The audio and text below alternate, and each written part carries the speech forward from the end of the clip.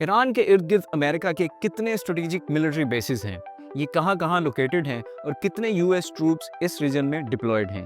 یہ صرف general knowledge کے کوشچنز نہیں ہیں، آج یہ سوالات ایک فل سکیل وار کے دروازے پر دستک دے رہے ہیں، کیونکہ U S A officially Iran کی نیوکلیئر سائٹس پر ڈائریکٹ فضائی حملہ کر چکا ہے، اور یو ایس اے کا کلیم ہے کہ اس نے 3 سائٹس کو مکمل ڈسٹروائے کر دیا ہے۔ اب یہ کلیم کس حد تک سچ ہے، اس پر ہم ایک سیپریٹ ویڈیو میں بات کریں گے۔ ریسنٹ رپورٹس کے مطابق ایران اوپن وارننگ دے چکا تھا کہ امریکہ یا کوئی اور ملک اسرائیل کی سپورٹ میں ڈائریکٹ ملٹری انٹرونشن کرتا ہے تو ایران ان ملٹری بیسز کو ٹارگٹ کرے گا، چاہے وہ جارڈن میں ہوں، یو اے ای میں ہوں یا سعودی عرب میں۔ یعنی بات صرف اسرائیل تک محدود نہیں رہی، اب گیم میں global super powers officially enter ہو چکے ہیں۔ تو چلیے سمجھتے ہیں کہ ایران کے ارد گرد امریکہ کا ڈیفنس سسٹم کتنا اسٹرانگ ہے، اور یہ بیسز کس لیول کا رول پلے کر سکتے ہیں اگر یہ ٹینشنز اوپن وار میں تبدیل ہوتی ہیں۔ Let's break it down.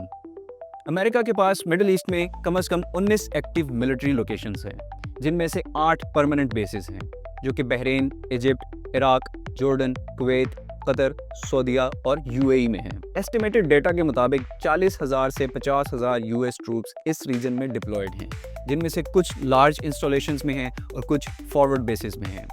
قطر کا العدید ایئر بیس مڈل ایسٹ کا سب سے بڑا یو ایس بیس ہے، جو کہ ایران کی فورڈو نیوکلیئر فیسلٹی سے صرف 1500 کلومیٹر دور ہے، اور یہاں 10,000 سے بھی زیادہ ٹروپس اور ایئر کرافٹس ریڈی ہیں۔ یہ بیس ایئر سٹرائکس اور سرویلنس مشنز کا نرو سینٹر ہے۔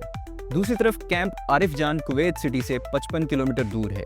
یہ بیس لاجسٹکس اور کمانڈ آپریشنز کے لیے یوز ہوتی ہے۔ یہیں سے عراق، سیریا اور گلف کے مشنز کوارڈینیٹ کیے جاتے ہیں۔ بحرین میں یو ایس نیوی کی 5th فلیٹ کا ہیڈ کوارٹر ہے، جہاں 9,000 پرسنل نیول آپریشنز اور انٹیلیجنس ہینڈل کرتے ہیں۔ یو اے ای کا الزعفرہ بیس سرویلنس اور ایئر سپورٹ کے لیے یوز ہوتا ہے۔